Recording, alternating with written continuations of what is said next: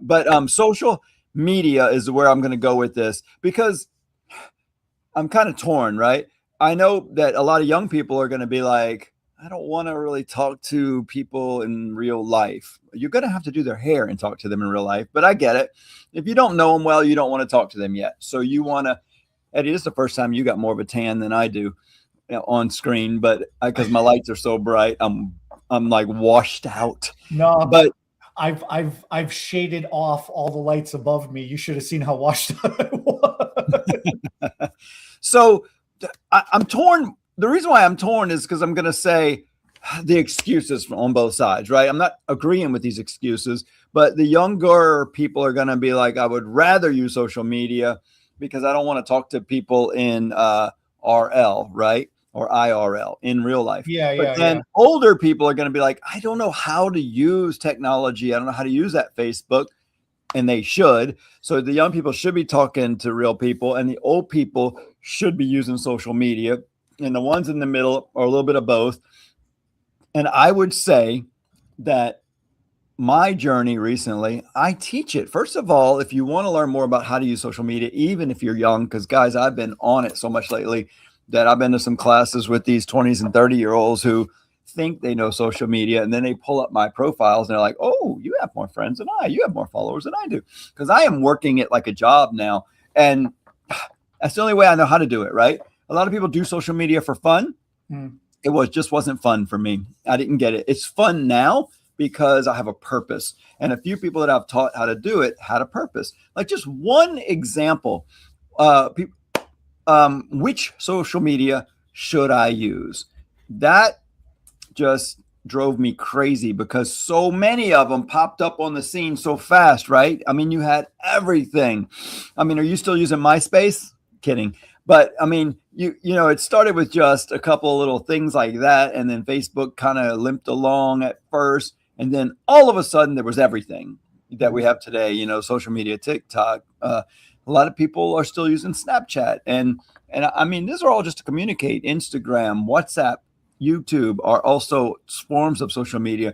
And so people are using all these different ones. And then when somebody says you need to learn how to use social media to grow your business, you're like, should I start with LinkedIn? I mean, where do I start? There are so many of them. And that didn't help me at first because I did try to do them all.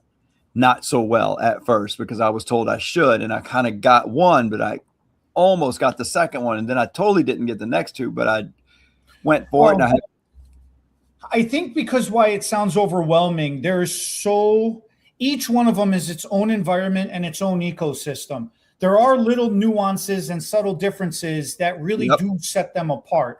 At the same time, they sound all pretty similar, and they pretty much are trying to do the same effect as well too. And this is where it starts to become overwhelming. When we have these conversations with people, start off with two. The reason why I say start off with two, because there's the big daddy in the room, which is Facebook. And you should, by default, be on there because at a minimum, if you're not paying for Google services and Google Analytics and you don't have your own personal website, you can create a Facebook page for your business. And that could serve as a quasi website. And nowadays, with some companies, the way they do their social media marketing, they legitimately are going all in and using a Facebook page as their complete first touch point and website both combined. The second app I strongly recommend is called Nextdoor. It is also a very big marketplace and very big social media outlet. The nice thing about that is you punch in your zip code when you sign up. You punch in your zip code, and it brings you down geographically directly to your neighborhood and where you exactly within. I think it's within a 5 or 10 mile radius of your address and your zip code. Well, it depends. I was an admin on our Nextdoor app. I was in a neighborhood that I became the president of the homeowner association, and somebody started asking me about Nextdoor. What are you laughing at? HOA? You were an HOAer? Yeah. Evil HOA? the funny thing is, right, I can't see you as an HOA person. I know, I hate the rules of a neighborhood. I was blowing my driveway and a guy just stopped and said, "Hey, I'm Frank. What's your name?" I'm like, "Hi, Frank." And he goes, "I'm the president of the homeowner association." I said, "Oh, really?" I said, "I didn't even know we had one." and so by the end of the conversation, I asked a few questions. He said a few things, and then he said, I was like, "When is the next meeting?" He goes, "Well, it's actually tonight. We'd love to have you." I was like, "I'll be there." And then so immediately I got on the board. I mean, it was a sucker. I was a sucker. They sucked me right in, and they're like, "We need somebody to do property management." I'm like, "What does that mean?" It means you get a golf cart and you run around with a clipboard citing people. That's what that means. It was the job that most people hate HOAs for. I had to go drive around and make sure there were no boats in the front yard. There were no fences made of the wrong material. There were no piles of dirt in your front yard for too long, and I'd have to report you. And I was like, this is the stuff I hate the most I'm actually doing. But from that, Nextdoor came along, and they were like, I noticed on the Nextdoor app, you could possibly be an admin of your neighborhood. You would check off all the houses that they didn't have in their register. They'd tell you, "Look, we are in touch with these houses, but these are not. What would you like to do? Send them a postcard?" I was like, "Sure." The app sends a postcard, and you can be in control of that. Then they said, "Do the lines accurately represent your neighborhood?" And I looked and I was like, "No, they don't. They got 3 other neighborhoods in here." Because at first they would just do a mile radius and call it whatever neighborhood's in the middle. And so as it got more populated, I drew the line around our actual neighborhood. It ticked off the other neighborhoods. They're like, "Hey, you were never in our neighborhood, buddy.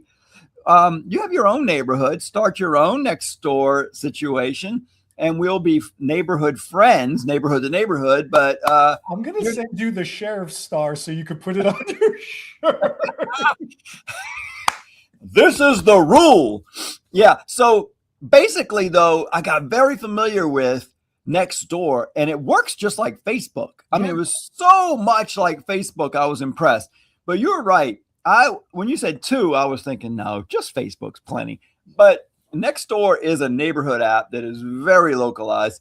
A lot of people started jumping off when they went to a few too many ads. It got ad heavy, and I don't know if you can get rid of that, but so has Facebook.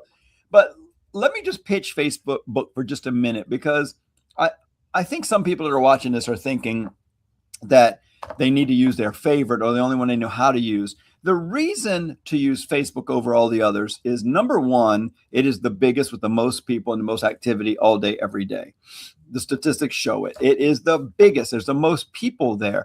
And I would say number 2 would be, it probably is a little bit older crowd, but you know what? It's the people that can afford to come to you to get their hair done, no matter if you're an older or a younger stylist. So they have money. They can afford to do it. That's why they're on Facebook, because it started way back when, and they went through their tough times. Now they have money. But number 3, it grows locally, different than every other social media. Nextdoor, I guess, is similar because it's dealing with neighborhoods. I totally forgot about that one. I'm glad you brought it up. But Facebook grows, and I'm going to differentiate. This is where I was going to go earlier when you started bringing some more stuff in, and it's probably rightly so, because now it's going to make more sense. You were starting to say a second one. I was going to be like, no, because Facebook's local. It grows by friends of friends of friends. But I think the big differentiator here is that you talked about a page, and I think a lot of people don't understand the difference. And I want to talk about how to use your personal profile, a Facebook page, and a Facebook group separately. Not to mention, there's a few other things going on within Facebook that you need to pay attention to. So I want to bring that. Before you start that, Bernard, too, this comment is correct. It's not just whatever you feel comfortable with. Like, you may personally just like Instagram, or you just may personally like something else.